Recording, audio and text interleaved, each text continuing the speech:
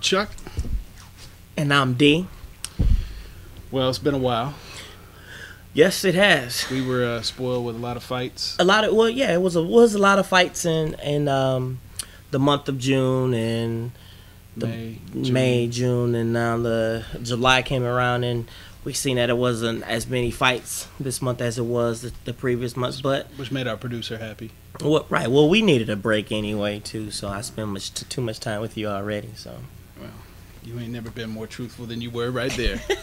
Well, let's dive in. We got UFC Live coming up on Versus this Sunday. It's a good fight card. It's a good fight. Being a free fight card. The thing is, UFC needs to do things like this, right. And you can't put a free fight card on and not have a good showing because I mean it's not attractive. A lot of good fights on there. We're not going to review them all. I know that's going to make some of you sad or happy, depending on who you are. But we'll dive right in. We got Tyson Griffin versus Takanori Gomi. The Fireball Kid. Yeah, well, I think this is a good matchup. I mean, this is a really good fight. Gomi, I mean, this guy he's a proven fighter. He's fought in other organizations, and Tyson Griffin, I mean, we've all seen what he can do. Although his last fight was a disappointment.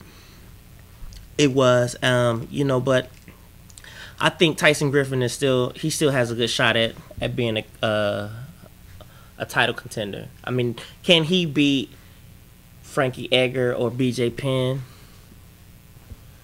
Frankie Edgar, maybe. BJ Penn. The Frankie Edgar fight, I think that'll be a really good fight. I mean, Tyson Griffin has some really good hands, and I mean, this guy, I don't think he's got power, though. He's fast. He is fast. He may not have great combinations. Yeah, I mean, the guy, I mean, yes, he lost to Evan Dunham in his last fight, but, besides that, I mean, this guy, I mean, he has really good skills to compete for a title, I think. So, but with that said, I think I'm gonna go with Gomi on this one, though. You're gonna go with Gomi? Yeah. Why? I think Gomi, I mean, the guy is more experienced than Tyson Griffin. I mean, and we all know just because you have more experience doesn't necessarily mean that you're gonna win the fight, but I think that he brings a little bit more oomph to this fight than what Tyson Griffin. I'm gonna go against you on this fight. I'm gonna go with Tyson Griffin. I think Tyson is a workhorse. Tyson also fights out of the Couture camp, and they're great. They build great strategies. They do, and I do believe that they're gonna approach this fight in an appropriate manner. And I think that Tyson Griffin outworks Gomi. I think Tyson Griffin is stronger than Gomi, and if Tyson Griffin puts you on the ground, you're gonna stay on the ground. Yeah, that's true. I mean, his only fight in the UFC was against Kenny Florian. Right. He got submitted. But Kenny Florian, Tyson Griffin, I mean, you gotta understand too, man. This Tyson Griffin, he already lost to Frankie Edgar once, and I mean, I can't see this fight. I don't know. It's kind of a toss up. I think it's going to be a really good fight. I just think Gomi may. I just think that Tyson's beating tougher guys than Gomi. So, I mean, I'm gonna chalk it up to that. Yeah, Gomi may have the, more fights, but I think Tyson has fought tougher dudes. So, all right. So there you go. There you have it. Mark Munoz, Yushin Okami. Ooh. Let me point out, Yushin Okami 3-fight win streak before he's lost to Chael Sonnen. All right. Mark Munoz is on a 3-fight win streak with some notable names on there. TKO on Kendall Grove, submission on Ryan Jensen. So Mark Munoz is on a fast track. Yeah, I mean, you got on it. This guy, he's an All-American wrestler, the College Wrestling Hall of Fame inductee. I mean, this guy, he has great wrestling. I think he has great striking. I think Mark Munoz has a real good chance in this fight. On the other hand, Yushin Okami he's a dog. He's always in the fight. Yes, and the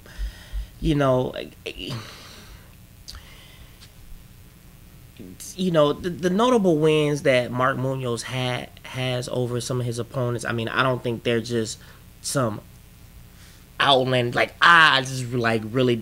beat this guy up, and I don't think that hasn't happened. But this is going to be a really good challenge for Mark Munoz, and I don't.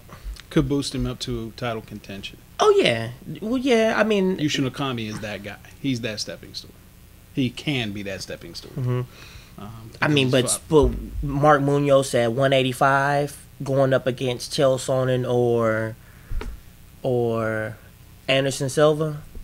I mean, I didn't say he was going to win a title. I said he was going to be in title contention because he's on a string of wins. Right. Well, I think Okami has. I mean, this guy, he has. I mean, the loss to Chael Sonnen, yes. I mean, and his fight record isn't something that just stands out to me a lot either. And you have to look at his fight, like the hit. I mean, he fought once already this year, fought once last year, and then. And once towards the end of 2008. I mean, to me, you got to stay a little bit more active than that. Yeah. Especially going against somebody like Mark Munoz. So you take Mark Munoz? I'm taking Mark Munoz. I'm going to go with Mark Munoz on this as well. Mark Munoz is just going to be too powerful for Yushin Okami. He overpowered Kendall Grove. He did.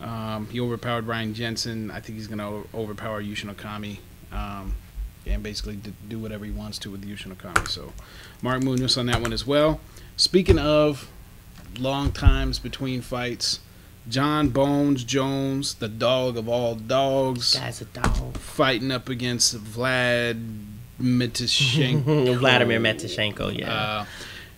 One of the things that I looked at is that it doesn't seem like Vladimir, I'm going to call him a pit stop fighter.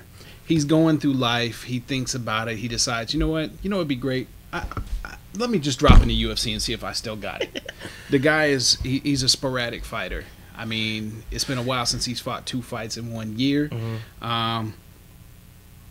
I don't even understand. I understand that they're trying to bring John Bones Jones along slowly.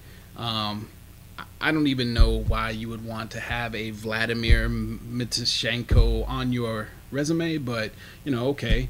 I mean, yeah, you can look at him more or less like the Dean of Mean, Keith Jardine type of fighter.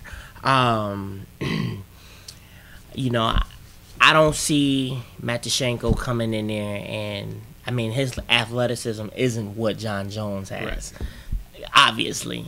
And you got to look at, I mean, his wins, Matishenko's wins. I mean, like his last 2 fights that he won went the distance, and I mean.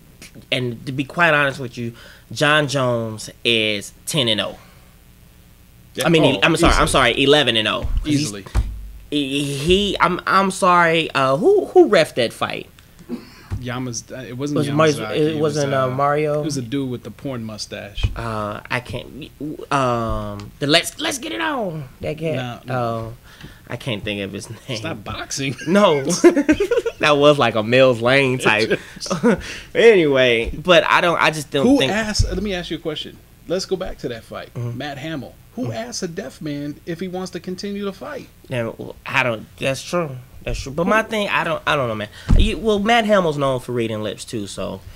But his eyes were closed. Yeah. There was elbows raining down on his face. Hey, I didn't see it. I wasn't in the ring. I watched it from the TV, but John Jones all day? All day.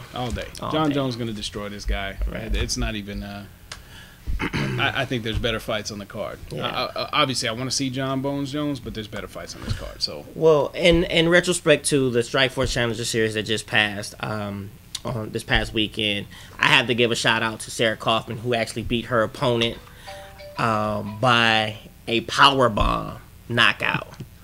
This is a female 135-pound fighter who powerbombed and knocked her opponent out. I'm amazed. Female MMA is on the rise. I can't wait to see more. Strikeforce, obviously, they have the edge with that, and you might have a chance. What? Oh, you funny? I'm not the one with titties sitting at this table. All right, that's it for our show for UFC Live coming up this Sunday. We'll be back next week with the results of this show, and we'll talk about UFC 117 that's coming up shortly here. So until that time, I'm Chuck. And I'm D. And you were in the clinch. Oh.